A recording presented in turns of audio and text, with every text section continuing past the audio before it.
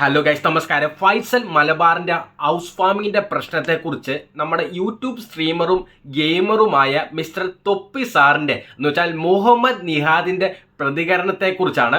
നമുക്ക് ആ പ്രതികരണം ഒന്ന് കേട്ടു നോക്കാം. എന്താന്ന് ഇതിലെങ്ങനെ വിളിച്ചു വരുത്തി അപമാനിച്ചു എന്ന് കുറെ ആൾക്കാർ പറയുന്നുണ്ട്. ഫൈസൽക്ക് എന്താന്ന് അതിൽ അപമാനിച്ചിട്ട് എനിക്ക് മനസ്സിലാകുന്നില്ല. ഒരു ഗസ്റ്റിനെ അയാൾ ചിന്തിക്കാത്തൊരു ഗസ്റ്റും കയറി വന്നിട്ട് മുന്നിൽ കയറി വന്നിട്ട് ചിരിച്ചുകൊണ്ട് കൈയെടുത്ത് സ്വീകരിച്ചു. മനസ്സിലായി, അവിടെ മൊത്തം അവരെ ചുറ്റി കാണിച്ചു, അവരെ നന്നായിട്ട് ട്രീറ്റ് ചെയ്തിട്ടാണ് പുള്ളി തിരിച്ചു വിട്ടത് അല്ലെ. എങ്ങനെ ഡിസ്റെസ്പെക്ട് അതിനെ കുറിച്ച് ആരും അങ്ങനെ നമ്മൾ പറയുന്നില്ലല്ലോ. അദ്ദേഹം നല്ല ഒരു സൽക്കാരമാണ് ആദിലെ നൂറയും വന്നപ്പോൾ കൊടുത്തത്. അത് വളരെ സന്തോഷമുണ്ട്. നമ്മളെല്ലാവരും അതിനെക്കുറിച്ച് പറയുന്നുണ്ട്. എല്ലാ വ്ളോഗർമാരും ഇതിനെക്കുറിച്ച് പറയാറുണ്ട്. സൽക്കാരം നല്ലവണ്ണം ചെയ്തു. അവിടെ വന്നപ്പോൾ ഫോട്ടോഷൂട്ടും ഫുഡും ഉൾപ്പെടെ എല്ലാം വീട് മൊത്തം ചുറ്റി കാണിച്ചു, എല്ലാ കാര്യങ്ങളും ചെയ്തു. അതിനുശേഷം ഇട്ട പോസ്റ്റ് അത് സമൂഹത്തിനോട് അത് ക്ലിയർ ചെയ്യാൻ പറ്റും. അതായത് ഞാൻ ഇതിന് അത് മനസ്സിലായി, നമ്മളൊരു സ്റ്റാൻഡ് ക്ലിയർ ചെയ്യണം. നമ്മൾ LGBTQ കൂടെ നിൽക്കുന്നുണ്ടോ നിൽക്കുന്നില്ല, ഈ രണ്ട് സ്റ്റാൻഡുള്ളൂ. ഇതിൽ ഒരു സ്റ്റാൻഡ് നിൽക്കണം, അത് നിർബന്ധമുള്ള കാര്യമാണ്. മനസ്സിലായി. ഇതെന്ന് വെച്ചാൽ ഒരു ടീമിനെ നമ്മൾ ഹേറ്റ് ചെയ്യുന്നുണ്ടോ അല്ലെങ്കിൽ ഒരു ടീമിനെ ലവ് ചെയ്യുന്നുണ്ടോ എന്നുള്ളതല്ല, എന്താണ് സ്റ്റാൻഡ് എന്നുള്ളതാണ്. മനസ്സിലാവും, ഒരു പൊസിഷനിൽ നിൽക്കുന്ന ആളല്ല. അതെ.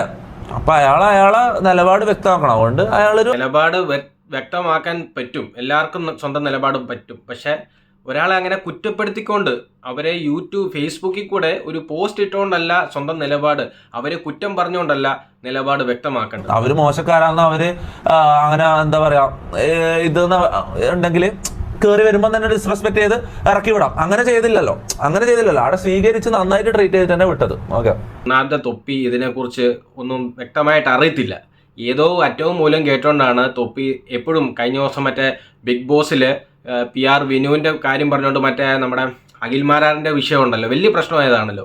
അതുപോലും കൃത്യമായിട്ട് അതിൻ്റെ ഒരു ക്ലാരിറ്റി ഒന്നും കേൾക്കാതെയാണ് തൊപ്പി ഇതിനെക്കുറിച്ചൊക്കെ പ്രതികരിക്കുന്നത്.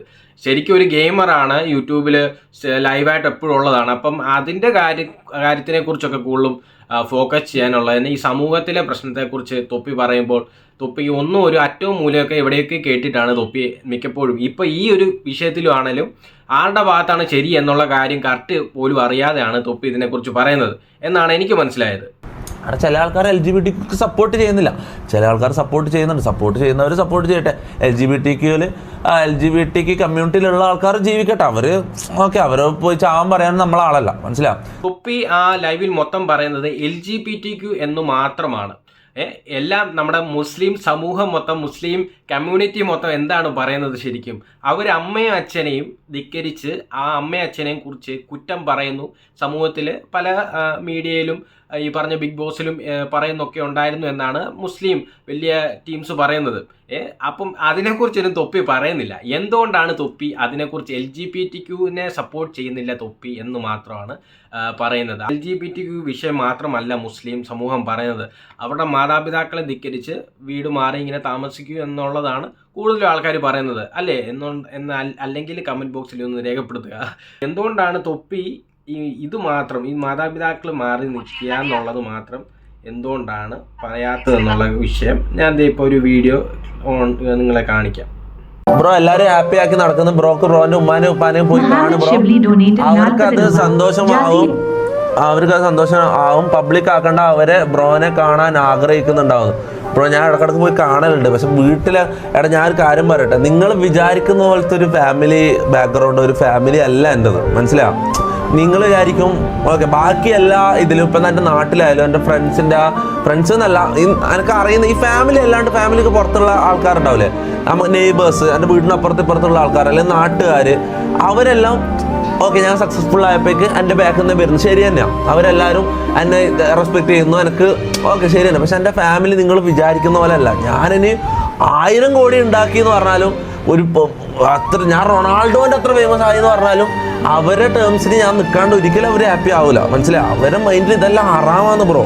മനസ്സിലായി. അപ്പം നമുക്ക് മനസ്സിലായല്ലോ, നിങ്ങൾക്ക് എല്ലാവർക്കും മനസ്സിലായെന്ന് വിചാരിക്കുന്നു എന്തുകൊണ്ടാണ് തൊപ്പി അതിനെക്കുറിച്ച് മാതാപിതാക്കളെ മാറി നിൽക്കുന്ന പിള്ളേർ എന്ന് പറഞ്ഞൊരു വിഷയം തൊപ്പി ഹൈലൈറ്റ് ചെയ്യാത്തത് എന്ന് മനസ്സിലായെന്ന് എനിക്ക് വിശ്വസിക്കുന്നു.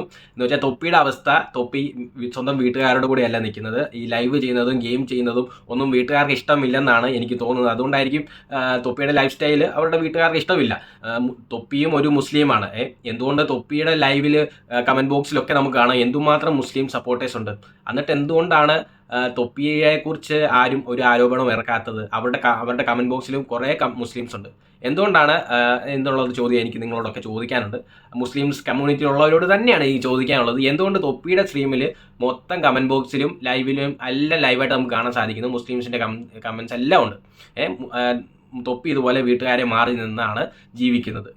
എന്തുകൊണ്ട് എന്നിട്ട് ആദിലെയും നൂറയും ഈ ഒരു അവരെ മാത്രം ഇത്രയും പ്രശ്നത്തിലാക്കുന്നു? എന്തുകൊണ്ട് അവരെ മാത്രം ഇത്രയും ഫോക്കസ് ചെയ്ത് അവരുടെ ഫ്യൂച്ചർ നശിപ്പിക്കാൻ ശ്രമിക്കുന്നു? അത് എനിക്ക് ചോദിക്കാൻ, നിങ്ങളോടെല്ലാം ചോദിക്കാൻ കാരണമുണ്ട്. കാരണം വേറെ എന്താണ് കാരണമുള്ളത്? അവർ LGBTQ, നിങ്ങളെല്ലാവരും പറഞ്ഞു LGBTQ അല്ല, അത് സ്വന്തം വ്യക്തിപരമായിട്ടുള്ള കാര്യമാണ്. അത് നമ്മുടെ കോടതി ഇന്ത്യൻ ലീഗലായിട്ട് അത് സമ്മതിച്ചു കൊടുത്താണ്. അവരതിനു വേണ്ടി പോരാടി അതിനെ ശ്രമിച്ച് അതിനുള്ള സർട്ടിഫിക്കറ്റ് എല്ലാം ലീഗലി അവർ ജീവിക്കുന്നവരാണ്. അപ്പം അതിനെക്കുറിച്ചല്ലല്ലോ നിങ്ങൾ ഒരിക്കലും LGBTQ കുറിച്ച് കൊണ്ടല്ലല്ലോ അതിലെ നൂറെ ഏകദേശം നിങ്ങൾ സംസാരിക്കുന്നത്. ഓക്കെ, അല്ലല്ലോ. അല്ലെങ്കിൽ പിന്നെ എന്താണ്? അവർ പെൺകുട്ടികളായതുകൊണ്ടാണോ അവരെ നിങ്ങളെല്ലാവരും അവരുടെ എഗൻസ്റ്റ് സംസാരിക്കുന്നത്? നിങ്ങൾ അവരെ എഗൻസ്റ്റ് തൊപ്പി ആൺകുട്ടി ആയതുകൊണ്ടാണ് തൊപ്പിയുടെ എഗൻസ്റ്റ് നിങ്ങൾ ആരും സംസാരിക്കാത്തത്? ഇതൊക്കെ കുറേ ചോദ്യങ്ങളുണ്ട്. നിങ്ങൾക്ക് അതിന് ഉത്തരം പറയാൻ വളരെ ബുദ്ധിമുട്ടായിരിക്കും. എന്തുകൊണ്ട് തൊപ്പിയെ നിങ്ങൾ സപ്പോർട്ട് ചെയ്യുന്നു, എന്നിട്ട് എന്തുകൊണ്ട് ആദിലെ നൂറെ നിങ്ങൾ സപ്പോർട്ട് ചെയ്യുന്നില്ല എന്നുള്ള നിങ്ങൾ ക്വസ്റ്റ്യന് ആൻസർ പറയേണ്ടതാണ്. അപ്പം ഇത് മാത്രമേ ഉള്ളൂ. എനിക്ക് ഫൈസൽ മലബാർ ഇപ്പം പോസ്റ്റ് ചെയ്തിട്ടുണ്ട്. പുള്ളിയുടെ ക്ഷമാപണമൊക്കെ ഇട്ടുകൊണ്ടൊക്കെയാണ് പുള്ളി പോസ്റ്റ് ചെയ്തിരിക്കുന്നത്. അതിനെക്കുറിച്ച് ഞാനൊരു വീഡിയോ ചെയ്യുന്നതായിരിക്കും. അതിലും എനിക്ക് വ്യക്തമായിട്ടുള്ളൊരു പുള്ളിയൊരു കാരണമോ പുള്ളിയുടെ സ്വന്തം നിലപാടല്ല അതിലും പറയുന്നത്. അതിൽ ഉരുണ്ടുകളി തന്നെയാണ് നടക്കുന്നത്. എന്ന് വെച്ചാൽ ആദ്യത്തെ ഒരു ഫേസ്ബുക്ക് പോസ്റ്റ് പോലെ തന്നെ ഒരു സിമിലർ പോസ്റ്റ് തന്നെയാണ് ഇപ്പോഴും ഇട്ടിരിക്കുന്നത്. അതിനെക്കുറിച്ച് എനിക്ക് പറയണമെന്നുണ്ട്. അപ്പം ഞാൻ ഈ വീഡിയോയിൽ ഞാൻ ഇത് മാത്രമേ ഉള്ളൂ ഉദ്ദേശിച്ചത്. എന്തുകൊണ്ട് തൊപ്പി വീട്ടുകാരുമായിട്ട് മാറി നിന്നാണ് ജീവിക്കുന്നത്, എന്നിട്ട് ആദിലെ നൂറയും എന്തുകൊണ്ട് നിങ്ങൾ ആദിലെ നൂറയെ അഗേൻസ്റ്റ് നിങ്ങൾ സംസാരിക്കുന്നു? അതുമല്ല, തൊപ്പി ഇതിനെക്കുറിച്ച് പറഞ്ഞതിൽ തൊപ്പി ഒന്നും വ്യക്തമായിട്ട് ഇതിനെക്കുറിച്ച് മനസ്സിലാക്കിയിട്ടല്ല തൊപ്പി ഇത് സംസാരിച്ചിരിക്കുന്നത്. തൊപ്പിയുടെ സ്റ്റൈല് ഗെയിമാണ്, സ്ട്രീമാണ്. അപ്പോൾ അതിനെ ഫോക്കസ് ചെയ്യുക. എപ്പോഴും ഏതെങ്കിലും സമൂഹത്തിലെ ഏതെങ്കിലും അറ്റവും മൂലവും കേട്ടുകൊണ്ട് പെട്ടെന്ന് എടുത്തിയാടി ലൈവിൽ കയറി ഇത് പറയുക. കാരണം ലൈവിൽ ഏകദേശം എന്തോ 1 മില്യനോ അത്ര 50K സംതിങ് ലൈവിൽ എപ്പോഴും ആൾക്കാർ വ്യൂവേഴ്സ് ഉണ്ട്. ലൈവ് വ്യൂവേഴ്സ് ആണുള്ളത്. അപ്പോൾ അവരൊക്കെ കേൾക്കുമ്പോൾ ഈ സത്യാവസ്ഥ ഇതായിരിക്കുമെന്ന് വിചാരിച്ചു പോകും. അപ്പം അവർക്കൊക്കെ ഒരു ശരിക്കും തെറ്റായ ഒരു സ്റ്റേറ്റ്മെൻറ്റാണ് അവരെയൊക്കെ മനസ്സിലാക്കുന്നത്. അപ്പം തൊപ്പി സാറ് കൂടുതലും ക്ലാരിറ്റിയോടെ മനസ്സിലാക്കിയിട്ട് വേണം ഒരു കാര്യം സംസാരിക്കാനുള്ളത് എന്ന് ഞാൻ എൻ്റെ വീഡിയോയിൽ കൂടെ തൊപ്പി സാർ ഈ വീഡിയോ കാണുമോ എന്നുള്ളത് എനിക്ക് ഒരിക്കലും തോന്നില്ല. എന്തായാലും ഞാൻ വീഡിയോയിൽ നേരത്തെ കാലത്തെ ഞാൻ എടുത്തിട്ടിരിക്കുക. ഒരു കാലത്ത് നമ്മൾ ഏതെങ്കിലും നിലയിലെത്തിക്കഴിഞ്ഞാൽ തൊപ്പി സാർ ഈ വീഡിയോയെല്ലാം കണ്ടു കഴിഞ്ഞാൽ നമ്മൾക്ക് അന്ന് ഞാൻ തൊപ്പിയെക്കുറിച്ച് ഞാൻ പറഞ്ഞിട്ടുണ്ടെങ്കിൽ തൊപ്പി മനസ്സിലായിക്കോളും, കുഴപ്പമില്ല. എന്താണെങ്കിലും ദാറ്റ്സ് ഓൾ. അപ്പം നെക്സ്റ്റ് ഒരു വീഡിയോ എന്തെങ്കിലിനെ കുറിച്ച് ഞാൻ ഉടനെ വരുന്നതായിരിക്കും. നമ്മുടെ കേരളമല്ലേ, കേരളത്തിൽ നിരവധി പ്രശ്നങ്ങൾ ഓരോ ദിവസം നടക്കുന്നുണ്ട്. ഊബറിൻ്റെ വിഷയം ഇപ്പം വരുന്നുണ്ട്. ഊബറിൻ്റെ എന്ത് വൃത്തികെട്ട പരിപാടിയാണ്. ജീവിക്കാനുള്ളവരെ അനുവദിക്കത്തുമില്ല. എന്താ അല്ലേ? അപ്പം നെക്സ്റ്റ് ഒരു വീഡിയോ ഞാൻ എന്തെങ്കിലും കുറിച്ച് വരുന്നതായിരിക്കും. അപ്പോൾ സീ യു, ബൈ.